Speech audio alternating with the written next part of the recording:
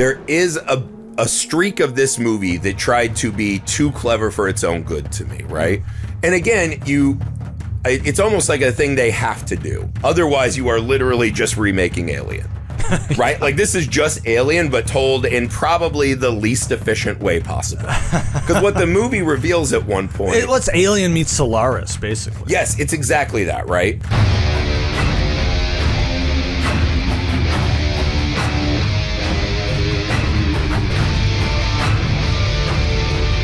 Greetings, friends! Welcome back to the Messed Up Movies Podcast, New Movie Monday, right? We're the podcast that celebrates movies and filmmakers that embrace the insane, the outrageous, the unhinged, the off-kilter, and the all-around kind of messed up fun you can't take your eyes off of. Joined as always by friend, super producer Heath Benfield. Welcome. Here I am. We are here today to talk about another Shudder theatrical release movie, Ash. Before we do that, please make sure you go to the Messed Up Movies Podcast Patreon. Best way to support the show, help us out. Also, we have our new Black Mirror miniseries dropping with the new show, so this is the perfect time to join. Make sure you subscribe to the Misfit Parade YouTube. Make sure you go to misfitparade.com so you can see our movie as we are continuing the arduous journey to get this thing made. We're locking in the details, and it is happening. So Mr. Cream Jeans, you can find him over at misfitparade.com. We're also on all the socials you're on. Those are great ways to find shorts, TikToks, all that stuff. You can send to friends and let them know what we're doing. That's the real best way to help us out. 5-star ratings and reviews. You guys know the deal. All right. Ash. So this is probably the first one we've done hot. Like, we are like 30 minutes Fresh out of the oven. Let's go. I will say this. My favorite review of the movie so far, the only other review I've heard outside of what we're about to talk about, my wife went with us, Amy, and could not stop laughing. She fucking hated this movie. She said the acting and talking was just so bad. The script was bad. That was kind of her take, is that this was a terrible film. Bad talking. We had bad caramel corn. I think it set her on a trajectory for hatred, right? So I blame that more. I found this movie really fascinating. So I really enjoyed my time in the theater. I think you kind of said it. As a vibes movie, immaculate, right? This movie Strong vibes. Is visually arresting, right? I was constantly captivated. I do think it has some script issues that will turn some people off. And I do wonder if it's one of those movies that will suffer on a second viewing. But it's hard because as we go into this, right, it had us thinking about, there are so many of these great, we go into space to look for the next place and space doesn't want us. Or we find something that's a little bit more advanced than us and we become prey for this thing. By the way, spoilers for everything in the movie if you haven't seen this. It felt like one of those, it was kind of a music video remix of real sci-fi classic stuff. Which I actually dug. I thought was pretty cool. There's a lot of familiar ground here that's explored. It's more or less like a mixtape of all of your favorite sci-fi movies. I remember when Oblivion came out, I wrote a little blog post basically saying the same thing. It was a sci-fi mixtape of all the classic sci-fi films that you'd rather watch instead. Yes. I did not feel that way about this. For some reason, the alchemy worked. And it's drawing from a lot of other media, multimedia type. So at times I felt like that's a graphic novel page. Mm-hmm. Boom, boom, boom. This I could see this as panels. Yeah. Other times it's a video game. Other times it's a music video, just like you said. And it all kind of coalesced pretty well to be something very stylish and very stylish and trance-like at times. And I don't know, it would be fun to just kind of drop some Molly or something and sink in. Just get ripped and watch Ash. Let it wash over you. I remember from my days of doing that, I wanted to be more active than watching it. But if it was in the background of like a rave, you're like, that would be perfect. I mean, it's nothing overly sophisticated, but I don't know. I think all of the parts add up to being something that you said, which was basically enjoyable. Now, how do you feel about having seen it in the theater as opposed to where it will ultimately end up, which is Shudder? Well, okay, so here's the thing. So we're on this, right? Jenny Penn was theatrical. We just saw that and talked about it. We saw the trailers for Dangerous Animals, like Serial Killers and Shark. That looks fucking incredible. Clown in a Cornfield, right? So Shudder and some of these groups are starting to branch into bigger theatrical, right? The joke with Shudder used to be they would put a movie out every week. And the batting average was like, at best, 1 in 5 of them were pretty good. And the rest were just kind of indie horror movies that they slapped Shudder original on. Yeah, like a TV movie. Yeah. Yeah, and a lot of them were not great. We're in this phase now where Shudder's become such an institution in horror, especially indie horror, where we're seeing them start to attach to these bigger projects that feel like they have hit a theatrical level, right? When you have Jeffrey Rush and John Lithgow in a movie, that feels theatrical. Clown in a Cornfield is a huge IP, right? This one, I do think the watching it in a movie theater made a huge difference, because this is a movie I could feel if you were watching it at home, you would second screen. It feels like one of those you'd be like, all right, come on. And you would maybe get on your phone or get distracted, right? I think there's something about being trapped in the theater that let me really sink into the trance of the movie, which I enjoy. That's how I always feel about the theatrical I agree. I never watch movies better than when I'm in the theater. Exactly. It's just the world we live in. Yeah. I could see this really working. There were many times where I felt like this reminds me of a movie I would have watched on HBO started at 11 o'clock at night. Yeah. Well, it took me back to like Trancers, Screamers. Yeah. There were like these kind of big sci-fi world movies. It felt throwback. But you could tell they weren't like the big studio budget. Like, for that era, they probably were gigantic movies compared. Well, this is a contained plot. It's all on this space station type thing. So let's do this. I've got the thing up. We'll run through a brief intro of the film. So the synopsis, as I'm reading from Letterboxd, right? A woman wakes up on a distant planet and finds the crew of her space station viciously killed. Her investigation into what happened sets in motion a terrifying chain of events.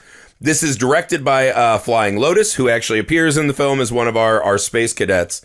Eiza Gonzalez and Aaron Paul are really the stars of the movie. Actually, I was really pumped to see, I hope I'm saying this right, Uwais, right? He was the detective from The Raid Redemption. That's who that is. He's the captain, and he's been in a lot of awesome action movies. I knew he looked familiar. And so he's not like a big part of the movie, but he does get one really badass fight scene. Yeah. So the setup of this is a woman wakes up. That kind of cracked me up because... he's probably a badass. He's probably like a military turned astronaut guy. So he already knew jujitsu or whatever. Right. And I think he's one of those, because he's parasite, like a captain. Because it's suddenly the parasite infects him, and then they know he rages. English or universal Earth martial arts. Yeah, martial arts. But that's the thing. The thing takes over our brain and has our memories. True. So it can activate, even if you've seen The Raid Redemption, you can activate that. And my fat body could start That's rocking. how it works. All right. Fine. Maybe. It does get whooped kind of like a bitch. We're jumping way ahead to what actually happens. So this is one of those movies we wake up and she's confused, walking us through this alien planet, right? There is a space station full of bodies, blood. We see these like really like punctuating flashes with huge fucking annoying screeching sounds that are really jarring, right? Great visuals. Great visuals. Better than the visuals we actually get when we see the reality of and the visuals are these flashes of the crew being just kind of like at one point there's a guy who's like body melts. Like there's a lot of cool images. Yeah. Then we walk out onto the alien surface, which is quasi-breathable. We get this kind of tie-dye screensaver, right? That like we're in a different world. And we start resetting, right? She puts this patch on her neck, and now we're into the movie, we think. Yeah. Right? So I like the idea of this. And they let us know really early, this is not a whodunit. Because I think it's really obvious at the start, she killed these fucking people. It is. And so this movie becomes a whydunit. And I think for the most part, it's pretty effective in that. It also does set up the possibility that we're watching an unreliable narrator, too. Well, yeah, almost immediate. And again, I think I'll just tackle this now, right? If this movie, like watching it, I was really engaged, right?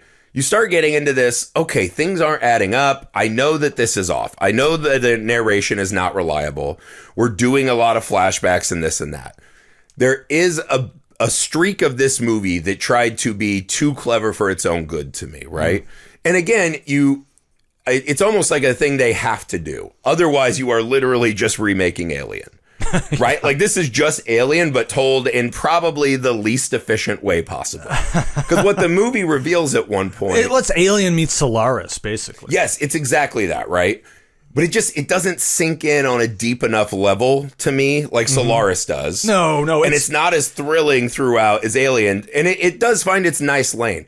But the problem is when the movie reveals that the first 1 hour plus of the movie we've watched is just bullshit that she's invented and that Aaron Paul was never there except for as a corpse. Yeah. And that these time windows, right? Because that's where you start to notice the time windows are shifting.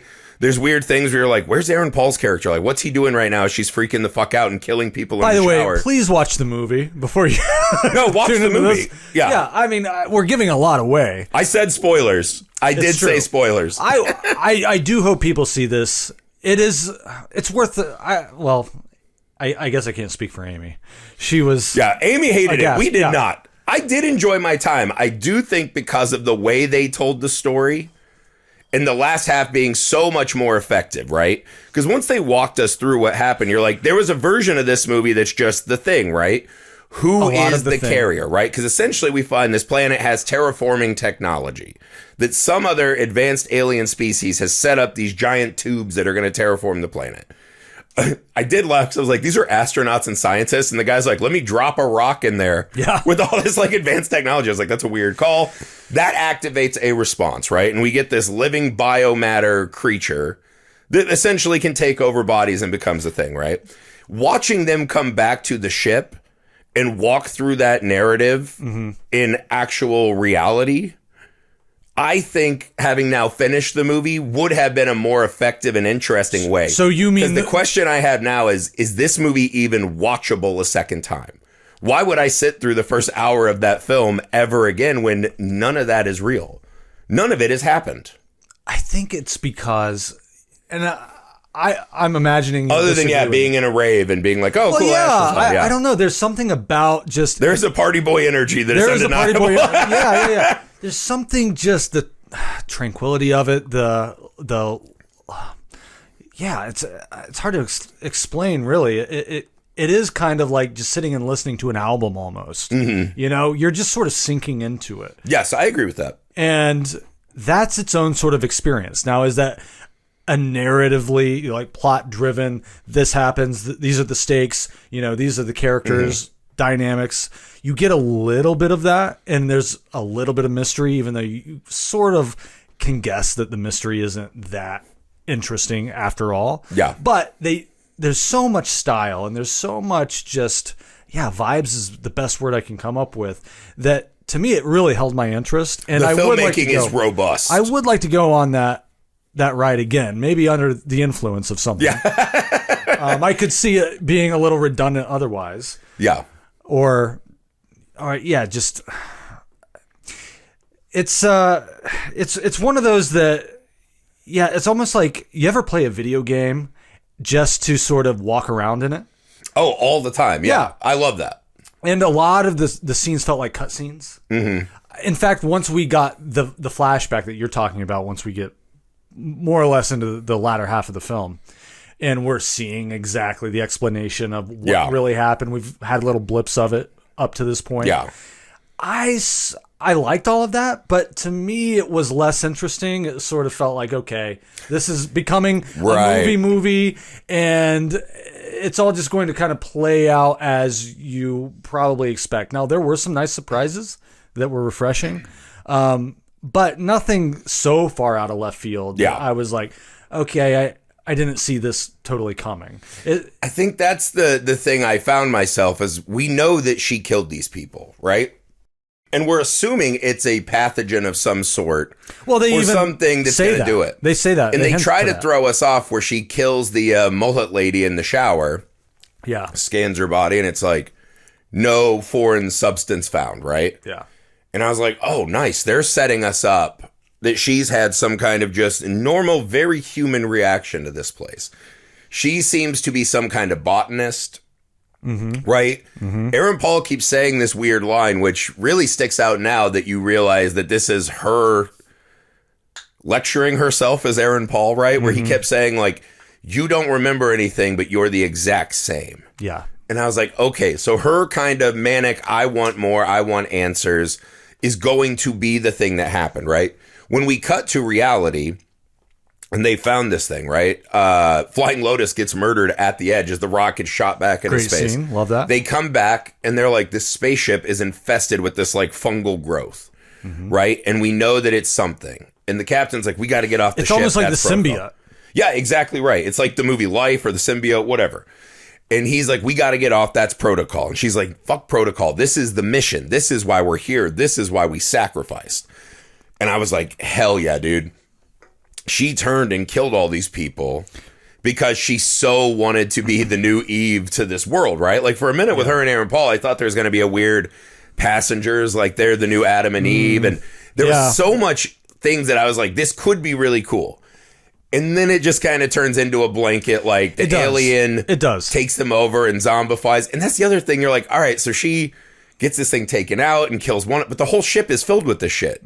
Like, why did it let I know. So the ending to me is something that's really, it paid off really well. I like the fights. I like the moments where the human pulls through. And then there's that great scene where a boyfriend's confronting her, right? And it's like flashing and he's like, hey, it's me, you know, Riz, it's me, whatever.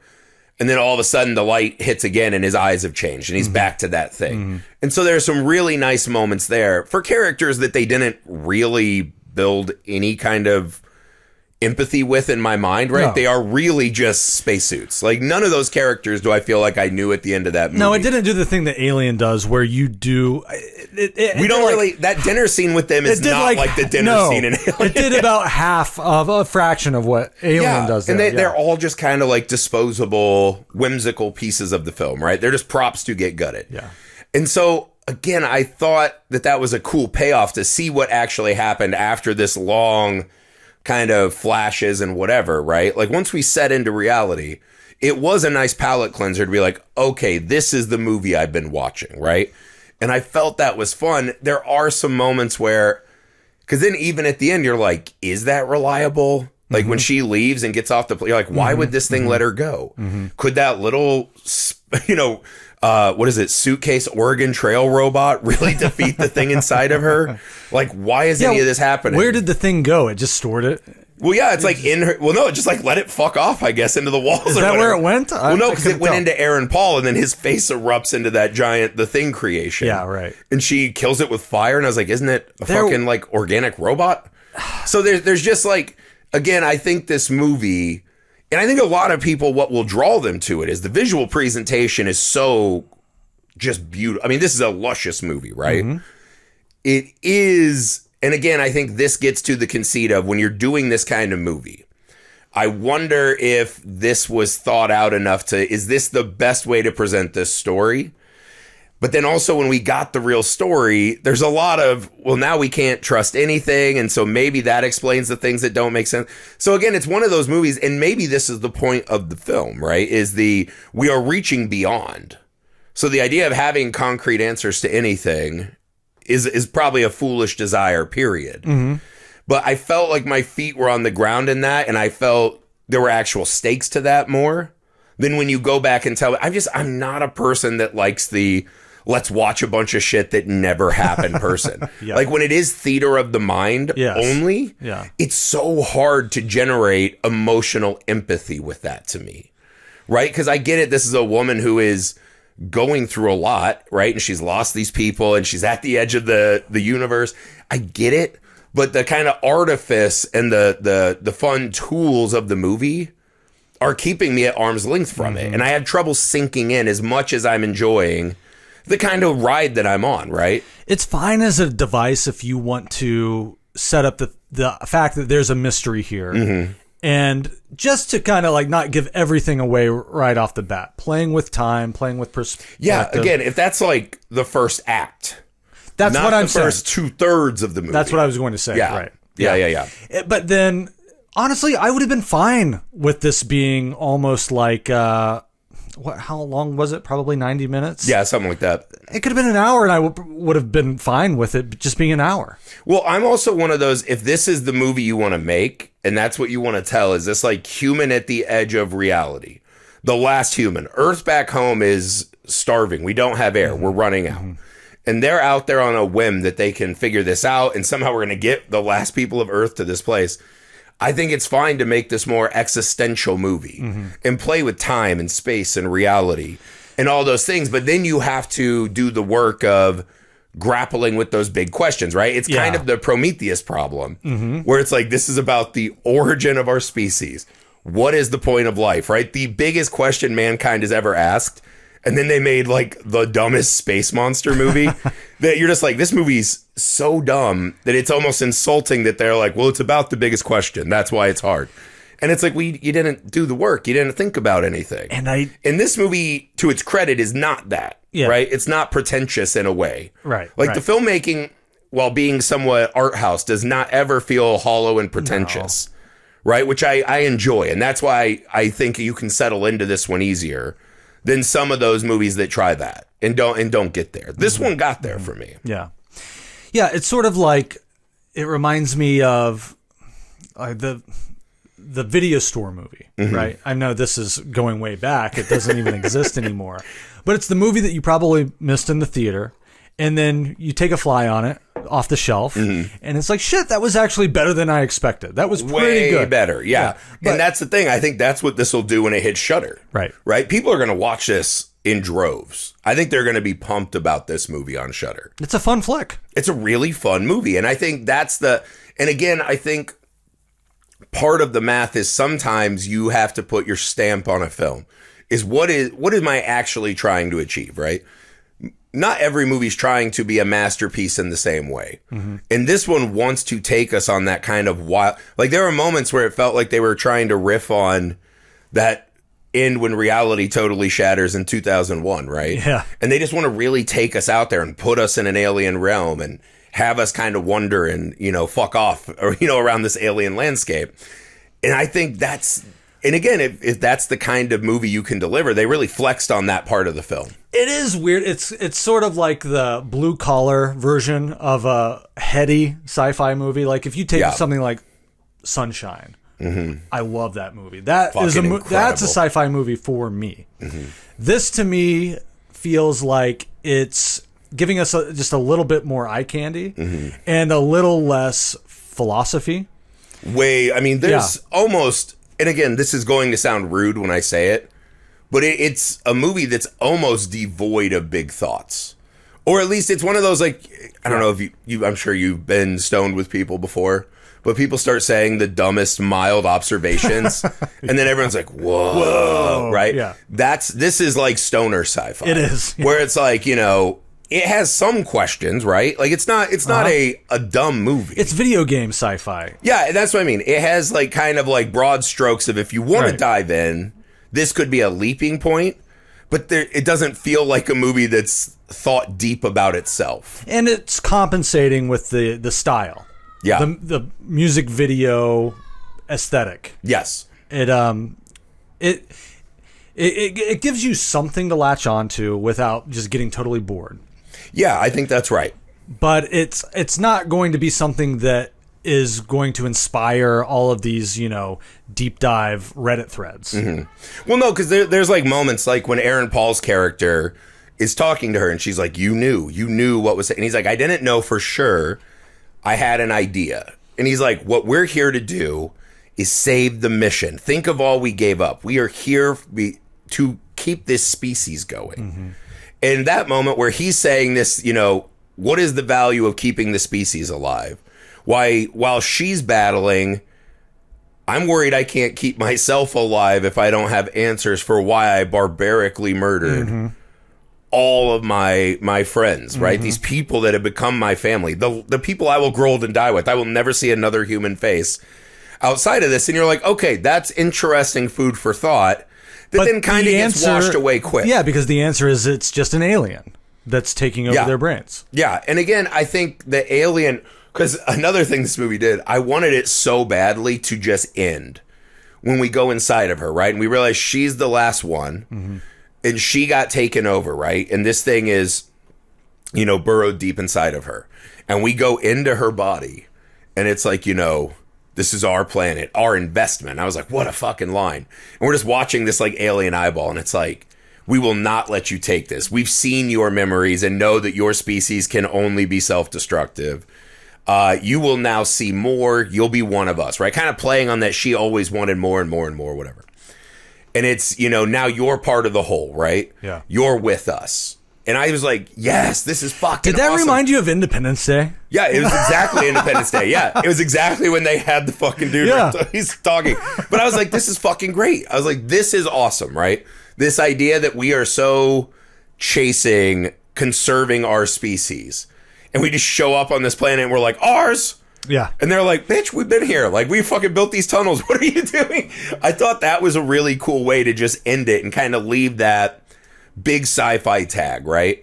And I do think that if you look, because the very end of the movie, I was pretty much unengaged, right? Yeah, where it's same. like it pulls the thing out. We get the really cool Aaron Paul monster, which I love. It's just another beat taken from another movie. That's Right. the Prometheus thing. It's Prometheus. Yeah. And then she walks to this other spaceship and she gets out and she's flying. And to me, that was this creature has taken over and is just showing her what she needs to be docile. For whatever reason, they would need her. I don't know why they need her on that planet. They've let these little, bio slime warriors to like guard the planet. I don't know what value she is, other than perhaps a learning opportunity to study if more humans come or whatever. Or it's just an egotistical play because they have that line that says, this is the greatest privilege to be part of our society.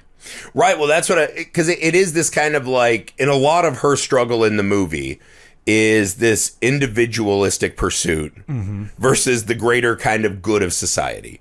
And I think as people, we all inherently rebel against that idea. And you see this constantly in sci-fi, these hive mind species, where it's like one greater brain controlling all of these drones. They have specific purposes and this and that. And I think the reason that works is because at some level, you're like, that's kind of what we already do now, but shittier, right? Like we're all kind of hive minded. And we're just not doing it right. Or we're like mean and like the human shit comes out and gets in the way. And you're like, wouldn't that be easier?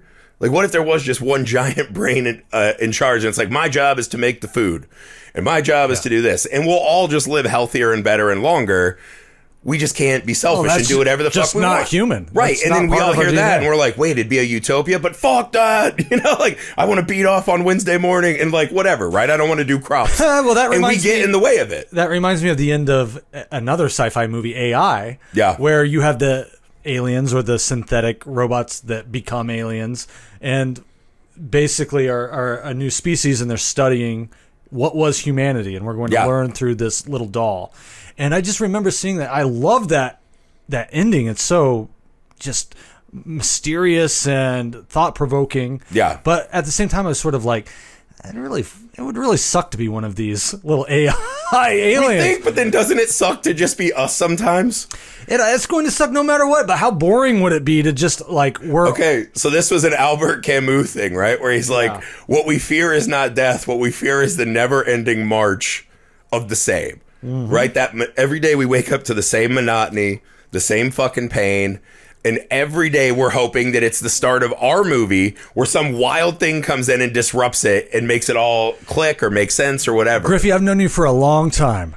You are a guy that loves to howl at the moon. I do love that. That's what I mean, and that's all I want every day of my life. Yeah. But also I have a 9 to 5, right? I have responsibilities. And again, I think you have to feel this way. Like, we do so much work on this and Misfit and whatever, and you have a job. We both have significant others. You have all these responsibilities. And there are so many days I wake up and I'm like, this shit again? Yeah. Like, this shit again? No, and for what? For what? What is the point? Like, what if I get hit by a bus tomorrow? Like, I think about it daily, yeah. Every day. Hourly. And that's what I'm saying. Like, that shit is the interesting stuff to me from this kind of hive mind species where you're like, you know what? Some days I'd say, just take me over.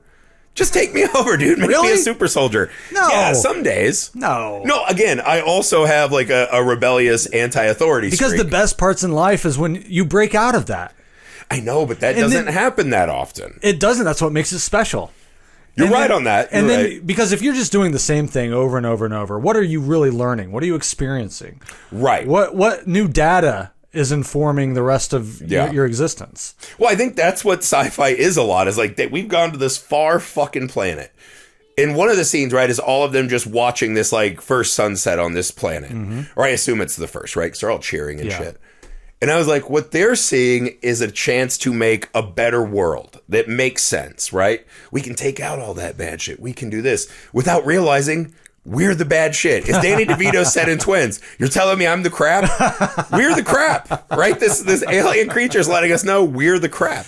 She's willing to burn our entire species to the ground because she doesn't get why she did what she did. It's like, bitch, Yeah. you're a murderer. Yeah. You fucking killed a bunch of people. You can't be sitting here now and saying you have all these fucking, moral quandaries. Like, you did what you did. Well, out of self-defense.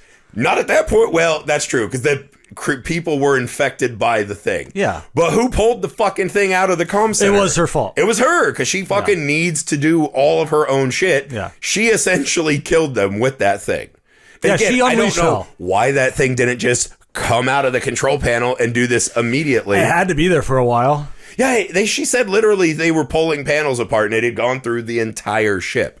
So at some point this was all going to happen, which I guess absolves her of guilt, right? Is that eventually this thing was going to take all of them. Yeah, but she and it might have just been studying them. Yeah. Yeah, they find it, she plucks it, puts it in a petri dish, it quickly escapes from that, and then all hell breaks loose, basically. Yeah. Yeah, and again, that part's really fun.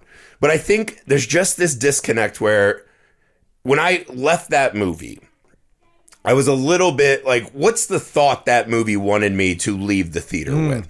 Other than like, oh, that was a pretty fun, hyper-stylized sci-fi romp. What's the idea at the core that should animate this movie?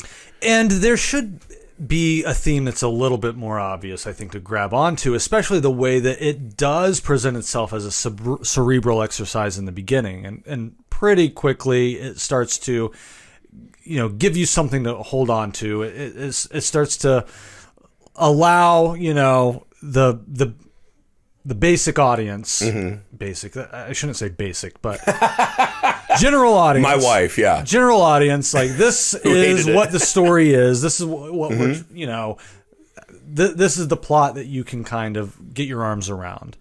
I kind of liked the cerebral approach that it was taking in the very beginning, where it was just sort of letting my mind wander a little bit and explore and that's a great feel around. This planet is gorgeous, right? It's a great place to have us do that. And it does pay off in I feel like a satisfying way when she walks out of the ship. Yeah, and she's like, and it's mirroring her. Yeah. Right. Again, and that was very mysterious. That's why I wanted Kubrickian. that thing. Yes, I wanted that to be she just killed these people because she believes so much in this planet. Yeah. Right? And that was her shadow self. Right. She brought this little bonsai tree or whatever. And she had this wall that was like a giant bonsai tree. And this is, I have to grow this planet. I will not let you leave this planet behind. We are here to start a new society. I wanted to dig in on that shit. And that's not even the point of the movie. And then at the end, she just fucking flies away anyways. You know what I mean? And I was like, I that's what I'm saying. It left me a little bit, because there were a couple like repeated beats that I kept waiting for, like, okay, so why have we been to the lander twice, right? Why have we done this beat twice? What are we doing here that's going to like solidify this a little more? And again, I think the movie just kind of is trying to walk both paths. It is. Be the cerebral art house, flashes of sci-fi, whatever. It sort of hedges its bets. Yeah, and let us fill that void. But then at the end, it comes in with very concrete, resolute answers that, while really fun to watch, I thought the action of it was such a nice change of pace. I don't know that a lot of it clicked for me, right? Like, they're not getting out of here. They're not going to the space station, right? How is that thing getting to, like, that kind of stuff where you're like, all right, it's kind of just like a silly action movie at that point. There might be more to it if you went back. Right, and I think that ending is a false memory. I don't think that's real. I don't think she escapes and is going to that space station. There was a line. Because if she is, that completely kills it for me. Agreed. Right? Like, her leaving that planet that she seems to want so bad, and all of it literally being for nothing. Well, the only thing is, there's that line that Aaron Paul has, and I guess in retrospect it wasn't really Aaron Paul, it was her own other judging her. side. Maybe he was a judgy cock in real life, and so he became the one. The thing that he says to her is, "You don't even remember Earth, do you?" Yeah. And that stood out to me, and I'd like to go back and look for clues to what that line might be. Well, what I think it is she doesn't remember Earth as it is. And she's one of these wild-eye optimists that can start this new Garden of Eden. So what he's saying is, we'll just destroy this planet too? Well, no, what I think he's saying is, like, her behavior in that moment, that selfish, I gotta get answers to this, right? And he's like, we have 5 fucking hours. Yeah. Oxygen, that's it. Then we fucking die. They have to hit this sync up, right? Between the orbiter and the lander, right? Yeah. And I think what he's telling her is you don't remember Earth, and that selfish behavior like that is what got us to where we are. Why they're out there, right? And it's like, you remember the idealized version of Earth, right? Like, we even go back at one point and see her where she has a necklace wrapped around her face and she's kind of really dolled up. It's this beautiful scene that starts in this like lush field. The colors are changing. She sees her lover and he's like, it hurts. And they're over one of the terramorphing openings. And I was like, is that her memory of Earth, or is that her forecasting herself into what this world will be? Because that terraforming hole is an icon we've seen on this planet. So to me, that's where you get this Adam and Eve thing again, where she sees her and her lover at the start of this new idyllic world that then it is interrupted by the harsh reality that she's now in, right? That the dream is kind of cracking. Yeah. But I don't think that was meant to be Earth. I think that was here. It didn't look like Earth. Well, I mean, it just had like fields and some trees, right? Like that's all we saw. And then that giant terramorphing tunnel. And so I think you don't remember Earth is, I think it's this idealized kind of version of they're out there looking for a new place.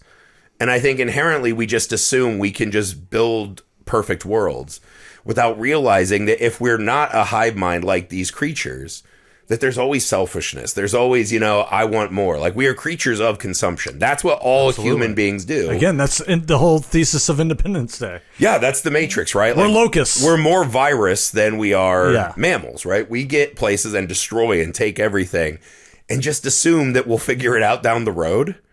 And eventually there's going to be no more fucking road. And why would it be different here?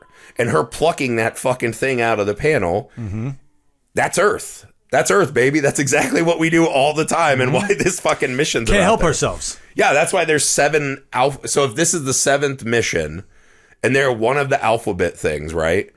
Let's even say they did like a full alphabet, right? You're like, that's over hundreds of ships that have just gone out and been fucking murdered and died and done whatever. Well, and that's why they're so.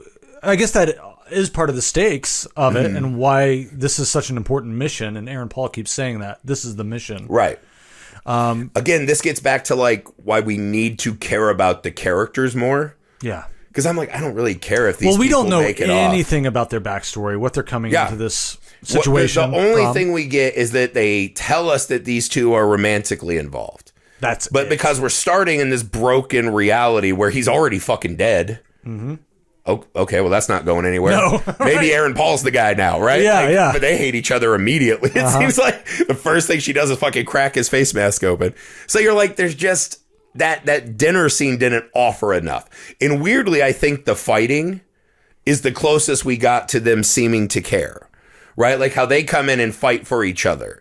Or when she's knocked out and she tells Aaron Paul, hey, go save her. Yeah. And then he runs away like a little bitch. Yeah. Right? And you're like, but you see that there's some caring there. There's some camaraderie, right? They have the like scene of them cheering at the sun. That's it, though. That's it. And honestly, I can't remember any character's name in this movie. I don't know what their jobs were. Like, they're just kind of chilling. But it's like watching a trailer for like Temptation Island 8. You don't even get like the personality dynamics between the characters either. Like, I think back to Alien, and you know who those characters are very quickly. Yeah. And what their place is in the ship and how they differentiate from each other. Well, you've got like the captains, you've got the stuffy like medical guy, you've got the like mechanics that are like, we got to get overtime for this. We need to strike. And they're fucking with Ripley. Yeah, and you kind of see you see this like lived-in dynamic of that community. This does not have a lived-in dynamic. No, they're video game characters. But that's the thing. We don't know how long they've been on this planet, right? We don't know how long their mission has been, period. How long have they been awake? When did they leave Earth? Is everyone they've ever known already dead on Earth? Probably. Right? Like, what we don't have any basis of time, which, again, I think works really well at the start of the movie because we don't have a basis in anything, right? We're just kind of authoring our own ideas of what is going to come. And that's the problem when you do a why done it. Because in a whodunit, you can do, as long as you get the killer right, and we're like, aha, and their motive's great, and like, it's an Agatha Christie pull, right, and Knives Out. When you do a whydunit, so much of that's already baked in the cake, and then when you get to the why, it has to be pretty exceptional, right? And I think the movie hits all the beats it needs to.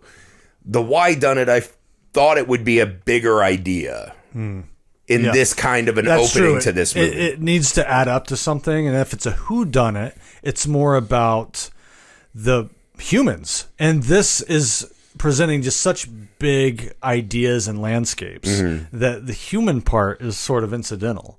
So, yeah, I mean, we at a core, what we're doing, right, is we're the only humanity in the movie is her deciding what is valuable to do with her time and her body. And some of that stuff is interesting, right? Yeah. But I thought it could have been like the thing about like when Aaron Paul puts a patch on her. Yeah. And she doesn't really want them anymore because she wants to experience the pain of what she's been through. I was like, yes. And then the beat's a little truncated, right? So again, this movie's full of awesome ideas and awesome beats. And I love the fucking violence of the kills, like when we're actually in it. Can we talk about that for a second? Yeah. Just the effects. Yeah. There were some moments, especially with the robot, where you can pinpoint the CGI pretty easily. But some of the spaceship fire and stuff is not great, but I think the effect of it was really cool. I think it was just a gorgeously rendered, a palette. The planet and the spacesuits, like just beautiful fucking visual decisions. Really gnarly effects.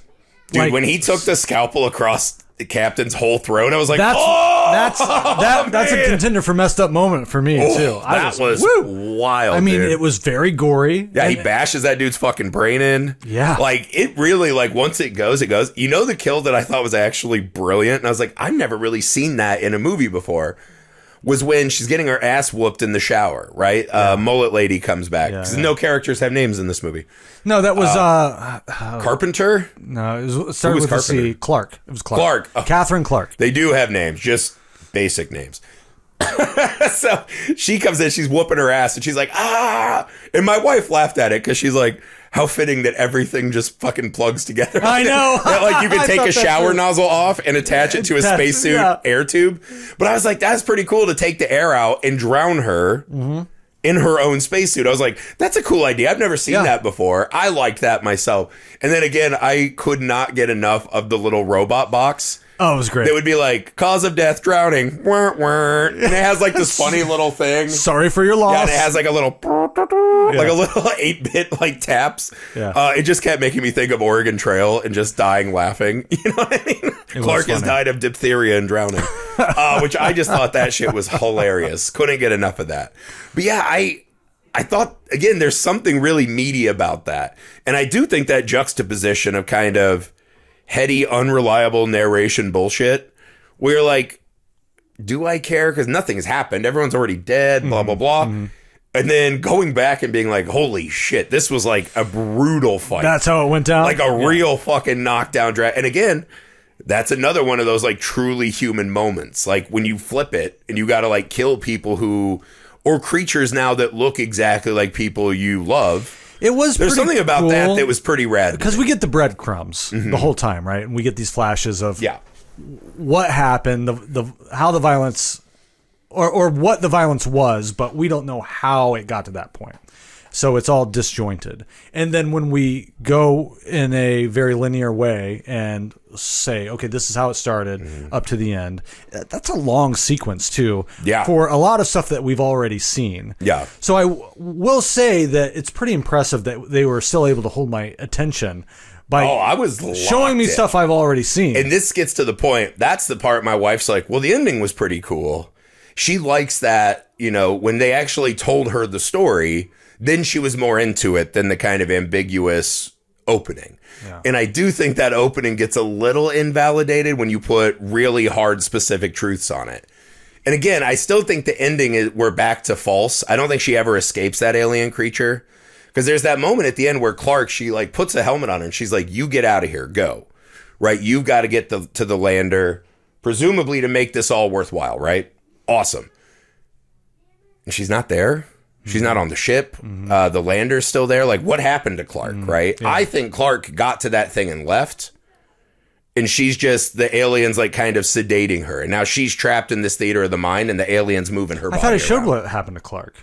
Well, we see a dead body at one point, but that's in the opening where it's right. No, you're right. And she goes off. Yeah, because she limps out into space. That's true. We never see the real final. Yeah, you're right. Because there's even moments like where we see Aaron Paul's dead body, and I was like, did I fucking miss a scene? Yeah, like, I thought that too. Where she fucking brained this guy to death?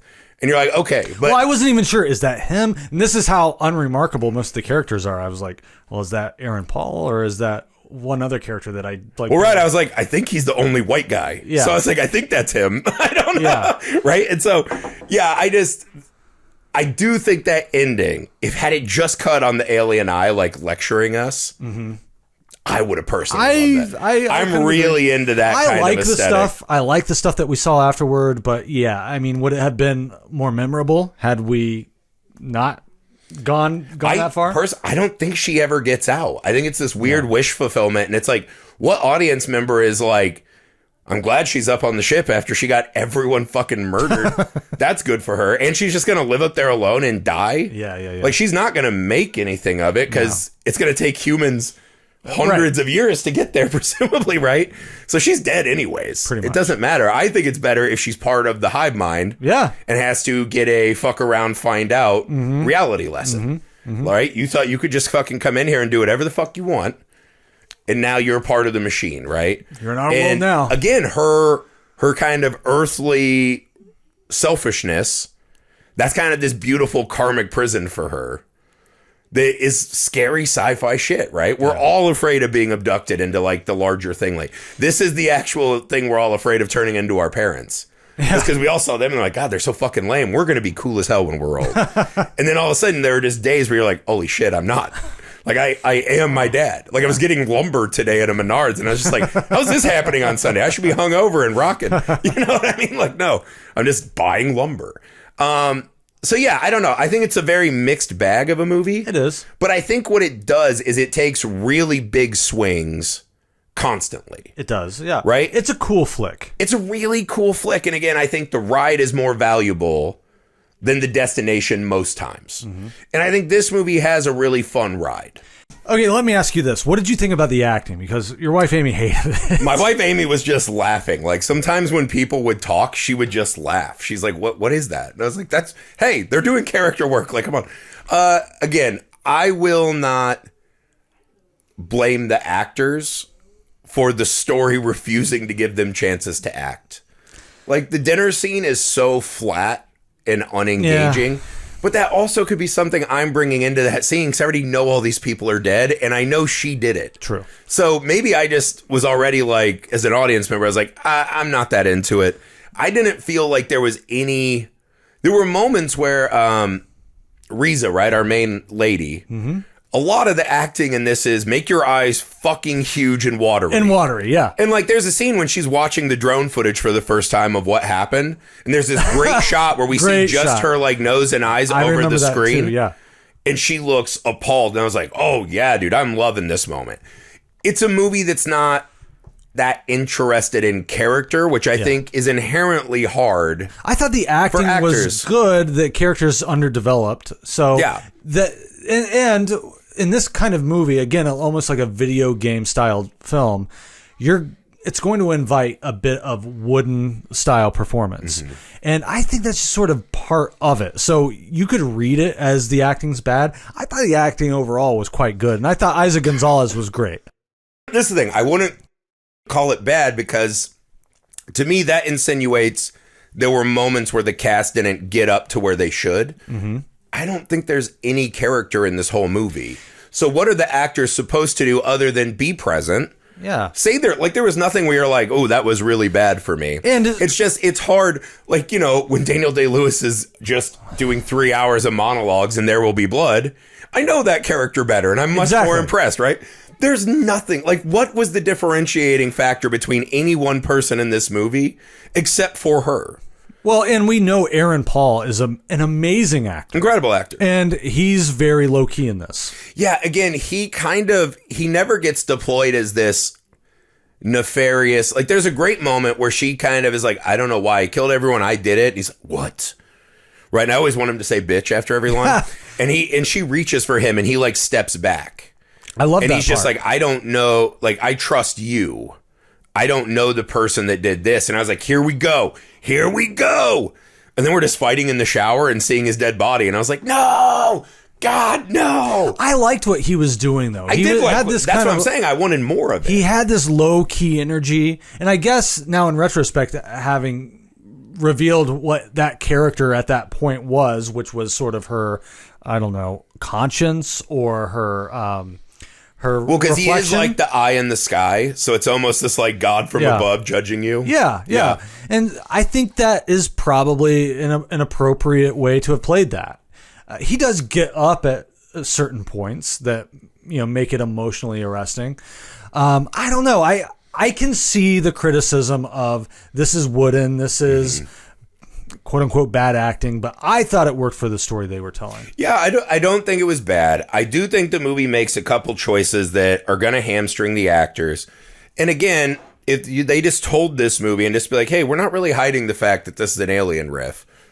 And Aaron Paul is her captain or lover or whatever. And we're watching the two of them march through this thing together and starting to not trust each other and whatever. That's a different movie. I'm sure there's whole other levels of performance we could have gotten to. Yeah. That's not what we're doing. It is a woman staring glassy-eyed in awe, and then characters just getting punched and stabbed. Like, that's the movie we're doing.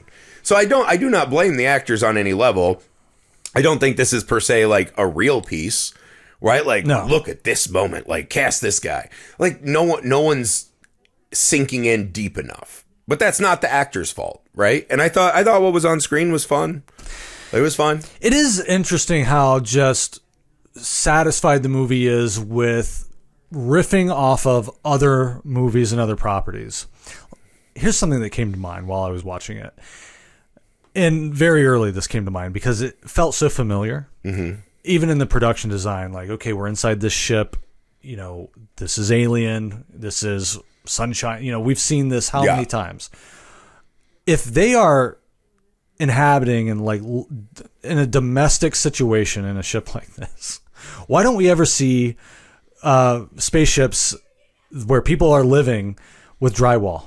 Why is it drywall? Because drywall's heavy, dude. You don't want to blast it off the ground. Drywall. I used to lug drywall. That shit is heavy. Why do all these ships? I mean, I get we're signaling to the audience that this is a sci-fi movie. You want a more Cracker Barrel aesthetic in your space fortress? Why wouldn't it be a little bit more cozy? I want a fireside to sit by and read novels. Yeah, I mean, that shit. I was like, why do they have that one fucking classic Renaissance painting? Like, that's weight. We have to carry that into space, dude. That's a jar of beans we can't have because you want to have 10 posters.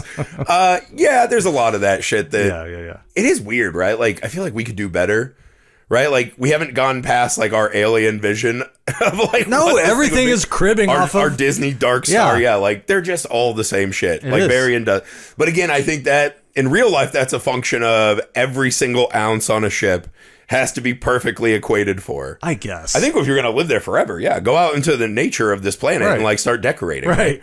Do some Art Deco shit. Have a rock garden. I don't know. Yeah, I think there was a phase in the movie you're like, is this Alien? Is this Event Horizon? Mm-hmm. Is this the thing? And then you're like, oh, it's just kind of all of them. It is. Which is fine. And again, I think it's something that we're starting to see seep into, especially modern low-budget filmmaking more and more. And I don't know, this felt like a $5 million movie to me. I couldn't actually find a number online, but it's a lot of stuff in this movie, right? And you have Aaron Paul, so like this is going to cost some money, right? But it is something I feel like we're in a phase now where a lot of indie filmmakers, especially in horror, a lot of what we're doing is kind of these new, they're almost fanfic movies. Yeah, you're right. Like now we're going back and paying, like we're writing love letters to things that we used to love. And it's gone past just nostalgia, right? And it's not like when Frank Miller wrote The Dark Knight and kind of like reimagined Batman. Mm-hmm. It's just this like we're going back and just playing with our old toys again. Yeah. Right. And I think there's a lot of that. Right. And I'm fine with that. Well, I don't think you need to hide your influences. In like some movies, I hate movies that like clearly this is a riff on another thing. And the people get like really offended, not me. This is a totally creative and interesting endeavor. There are no new ideas, right? Yeah, basically. But I mean, Tarantino's whole fucking filmography is that. Have you seen this stuff? We talk about The Substance all the time, but I've seen so many comparisons to other frames of The Shining of 2001. Her whole lookbook. If you go in to see how she was thinking about every frame of that movie, she's grabbing shot decks. It's what we all do. These great films. And again, movies are more available to filmmakers of our generation and behind us than they've ever been. Like, there were movies when we were kids you just could not fucking find. You had to physically find it in the world. And if you lived in rural Indiana like us, there were just movies you were never going to fucking find. That's not a thing anymore. I think the thing for me, though, is when you are borrowing story beats. Mm-hmm. Images are one thing. When you're borrowing straight up story beats from other films, then that's where it kind of gets like, look, we already are doing sequels, legacy sequels, remakes. Yeah. We're inundated with this all the time. You're going to give me a quote unquote original movie and you're still going to crib from all these other movies at the same time? Yeah. I will just say, as a screenwriter myself, I think a lot of writing is looking at how movies that you want to make something like that. I think a lot of people kind of crib like skeletal structures from other movies that have worked, right? Like a lot of people who write time travel look back to Back to the Future and be like, all right, am I hitting where I need to hit? And this is kind of the whole like proliferation of Saves the Cat and just going through examples of this movie is Saves the Cat because of this. It was written before Saves the Cat, but then Saves the Cat puts it in this like digestible format. And I think that just does seep into the mind, right? I mean, I think a lot of what you're doing, if the beat is the same plot-wise, but your intention and the theme you're getting at is different and changes it, I think that's fine. I think that's fine too. But going back to this movie, I have to be honest, and this is like the climax of the film, the robot scan and plucking out the parasite out of her body. That is a scene right out of Prometheus. Yeah. I'm sorry it was done better. I'm not a huge fan of Prometheus. In fact, I think I like this movie better. By light years. Prometheus is the worst in-theater experience of my life. Well, just from a perspective. That was a personal thing? That's personal. I walked in and I was like, I think I'm about to see my favorite movie of all time. Just so horned up. And just absolutely ripped my fucking guts out. That movie sucks. Same. I mean, I've gone back and watched it with some distance. And maybe I'll do that on the Patreon. I'll go back and rewatch it for the first time live and just watch people watch me lose my mind. You haven't seen it since theater? I have never watched it again because I was so fucking mad. I've done it twice. It has not gotten better. Well, that's what I'll do. We'll live stream it so people can watch me and I'll just get hammered and just yell. And you will watch me lose my mind like Eiza's character in this movie. But that was disappointing because I was like, okay, immediately I'm reading Prometheus on this. A movie that is not obscure. A lot of people have seen it. It was a big deal. And I'm thinking, okay, how are we going to subvert this? How is this going to make its own twist on this beat? And it didn't really. I mean, it was... I thought at least the technology and the science fiction elements of the story had a real kind of unique flair, and they felt thematically unified. Like, I just saw the trailer for that piece of shit on Netflix, The Electric State. Yeah. I'm just assuming it's a piece of shit. I haven't seen it, so if you like it, hey, maybe you're right. But I remember watching the trailer and just being like, none of this shit looks like it exists in the same world. Like, they're walking through bits of this thing, and it's like, one of them looks like a Cuphead robot. There's Mr. Peanut. And I was like, what is the world I'm in? Yeah. Like, where are we? Like, none of the technologies in the trailer look like they're in the same reality. This one, while some of it is extra familiar, it felt like I was in a unified cohesive reality. And that's what I'm really looking for from science fiction and fantasy elements. Make sure that, you've thought your world out enough that all this stuff feels like it belongs where I'm watching. And I think this movie did a really good job. I love that I will not say a bad word about that little suitcase robot. That was my favorite thing in the movie by a mile. It did have more personality than the medical than everyone else in the Prometheus. movie. Yeah, you're right. It did. That's the most interesting character in this movie. It did, yeah. Yeah, because he's just like mocking them. He's like, hey, sick, give me a 5-star. He has little dead bodies. There's the one where it's like blunt force trauma, and it has an animated mallet hitting the dead body's head. And I was like, this robot kicks ass. He's doing a tight 5. I was like, I fucking love this. Hey, while you're sitting here dying, do you want to hear a fucking riff? Unbelievable. But yeah, again, I think this is a mixed bag film. Yeah. I think, to me personally, I feel like this movie will have very little rewatchability outside of people like us. I think guys like us, that if you're working on a project, I think this will become one of those cool movies that people will reference just for like style, vibes. I thought the music in this movie was fucking immaculate. Loved it. Right? And so I think there are things you'll go back and like get inspired by creating your own stuff, which is, I think, beautiful and interesting for a movie that's clearly kind of an homage of other stuff. Yeah. I do think an average audience, that first hour of the 90 is going to make it a movie that's hard to want to sit in again. That's the part I'm looking forward to going back and doing again. Yeah, I mean, maybe. I think it'll be one of those that a lot of people are going to find it on Shudder and like the raw energy of the movie. Yeah. I think it'll be really popular. I honestly think if I went back to watch it, I probably would turn it off during the second half of it, because then we're just going through the because then you're finishing the thing. Yeah. Yeah. That's interesting. I feel like I'd do it the opposite. Like I'd watch the like story again and not need the like floating around as much. I like the floating around. I don't know. Well, because again, once everyone's already dead and I already know how it happens, maybe there is something in there that I'll find where it's they were laying breadcrumbs. They were. That you can only find on a second viewing. Yeah. But it does feel like one of those movies. I'm like, Vegas over under. Would I watch this, 1.5 times again the rest of my life? I feel like I would just mash that under, right? Like mash the under, like maybe once more, but I don't know if there's much more than that. And again, I don't think that's always a fair criticism of a movie. There are a shitload of movies that I loved watching that I will never watch again the rest of my life, right? Like I love A Bridge Over the River Kwai. I saw that movie once and I was like, this is a big fucking beast of a movie. That's good. I got it. I'll watch a clip. I'm not watching that again for fucking 3 hours probably. What do you think of like Dr. Zhivago? I watched that shit because it was in my film school. Like, you should see it. I'm never watching that again. It was a great movie. This sort of reminded me, like, I will go line up for the next Flying Lotus movie. Absolutely. I want to see what that guy does. So his again. VHS segment was the game show in the basement one. Oh, it's that one. Yeah, that's the one Flying Lotus Really? did. Yeah.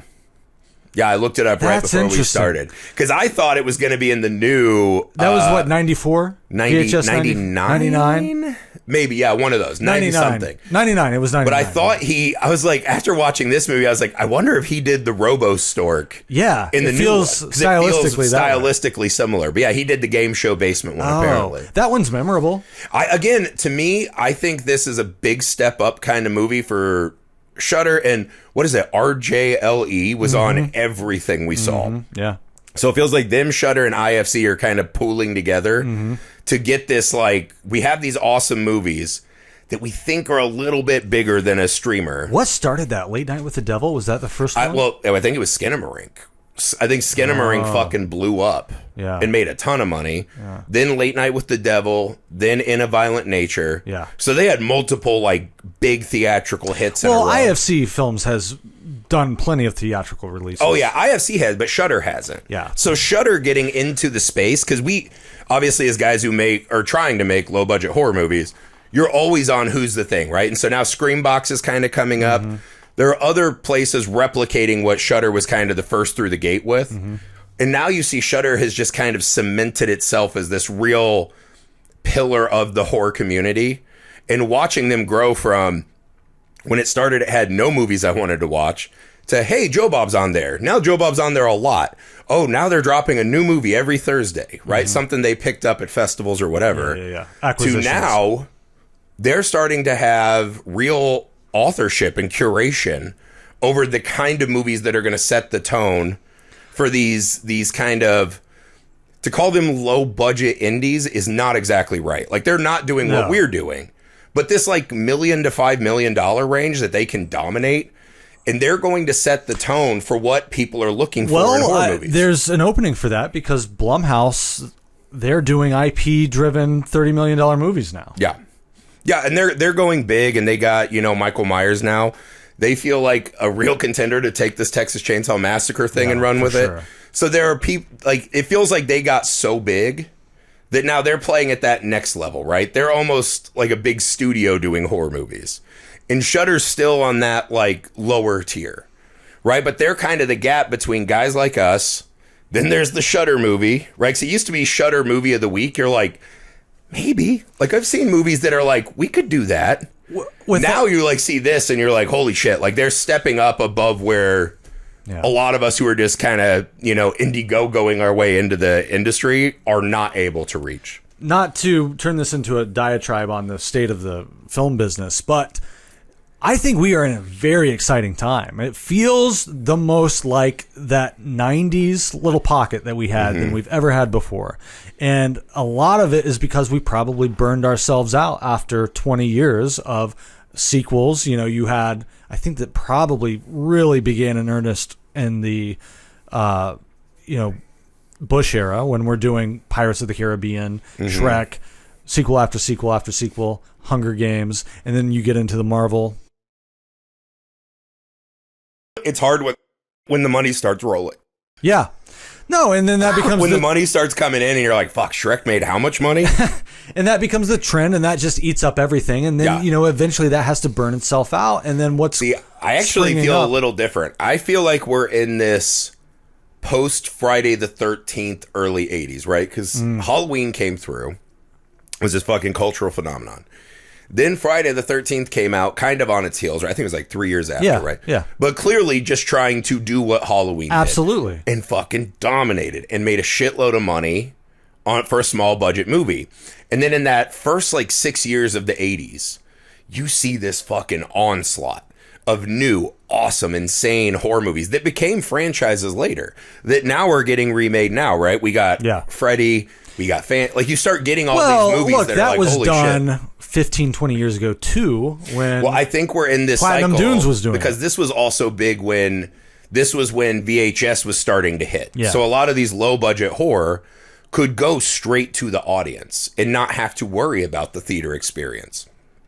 And I think that's the phase we're in, where if you have a good movie and you have a good idea and a good character and whatever... you can hit the market and find people that want to support this kind of stuff. That's what Shudder was, and now Shudder's stepping up, right? Because it's becoming more of a monolith. That has been the case for quite a while. I mean, there's always going to be people that are seeking out something that's underground. But now with A24, with Neon, it feels like we're back in the good old days of Miramax and... Well, we're changing the parameters of what a horror movie is a little bit. Yeah. Like in that early 2000 phase, right? We got really into franchises, J-horror remakes, torture porn, right? Yeah. There was this big gap after that. We're kind of like, this is fucking gross, dude. Every time I'm going to the theater, I'm just going to feel like a fucking scumbag and gross. And I don't know, French Extreme Wave came in. You're like, we're going really hard on this shit. Now we've hit this point where I feel like horror is as broad as it's ever been. But all of those films that we're talking about, like the Platinum Dunes, remake of the Texas Chainsaw Massacre, all the way through the Crazies and all this stuff, those were extensions of studio greenlit projects.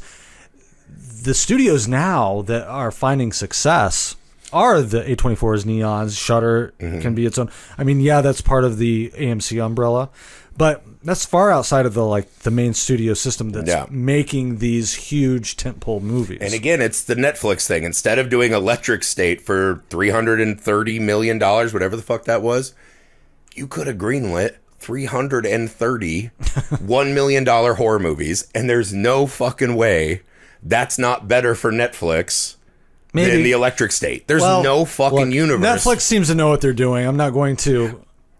Netflix is some kind of anomaly I don't understand, because they just lose money like it's going out of style. Like, it just came out that Apple TV's losing like $1 billion a year.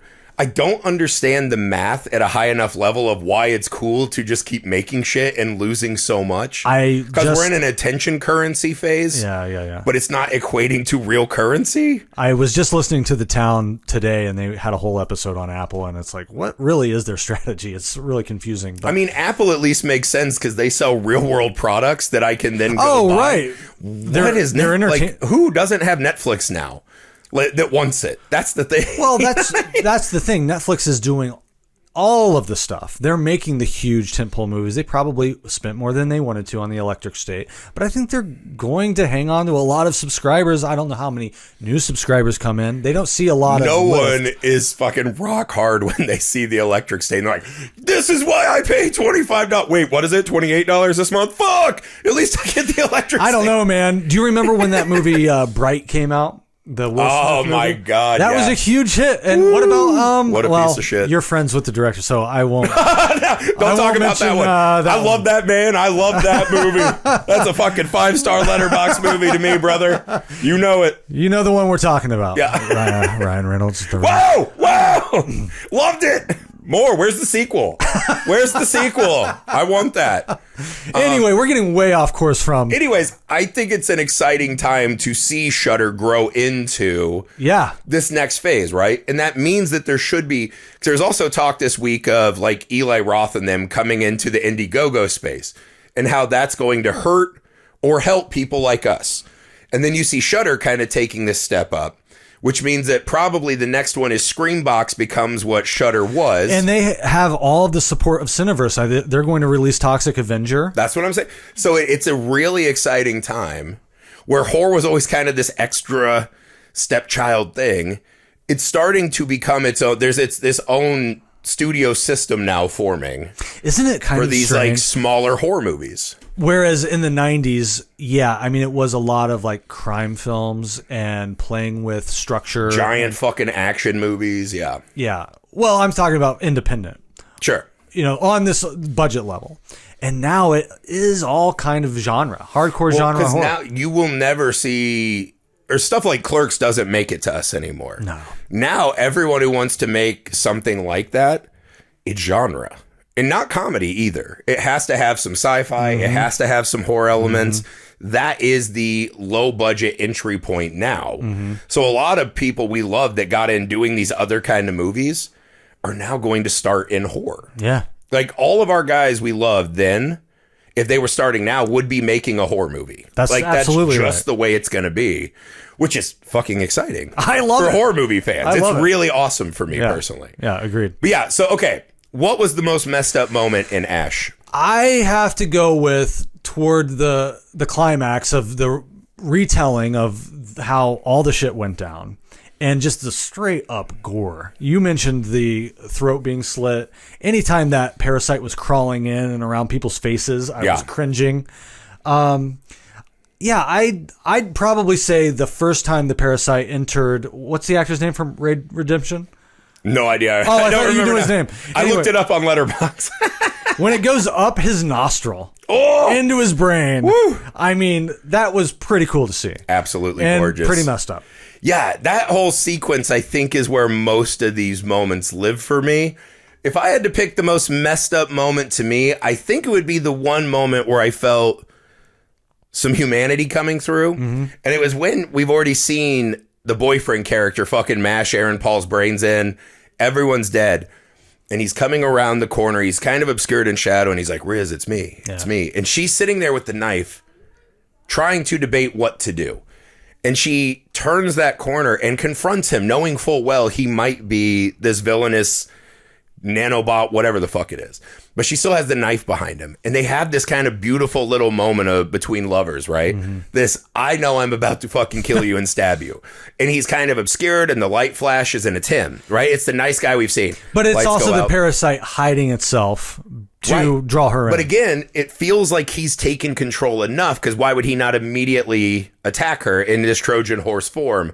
So it's almost like the parasite letting him say goodbye to her. Yeah, kind of. And then she fucking stabs him because what he really wants is just one of them. He doesn't care who gets stabbed. And to me, there's a psychological level to that kill It's really fucking brutal if this alien thing's like, I'm gonna make her kill her fucking lover. Does it take it's fucking horrifying. Does it take the piss out of it a little bit, though, that we had alluded to that from the flashback earlier in the movie? To me, no. That's the one where it felt like there was an emotional pain in that moment that I really loved. I love that moment. And I think that extra level of that emotion makes it even more messed up for me, personally. Fair enough. But that's it for Ash. I hope you guys liked it as much as we did, man. It's a really fun ride. I think it's going to blow up on Shudder. I can't wait for the next Flying Lotus movie. Really fucking beautiful filmmaking. So guys, make sure you go to the Messed Up Movies Podcast Patreon. Best way to support the show and join the community. It would mean the world to us if you'd send an episode, a TikTok, a reel, a short, whatever, to a movie-loving friend you have and let them know how hard we're working. We'll take it from there. That would mean a lot to us. 5-star ratings and reviews help. Go to misfitparade.com to do the newsletter there so you can keep track of our movie and do a podcast shitting all over that movie. That is perfectly fair, and we've earned it. I would love it. Yeah, and make sure to go to Misfit Parade YouTube and subscribe there to see video versions of the pod, our short films, and some other cool stuff we're working on over there.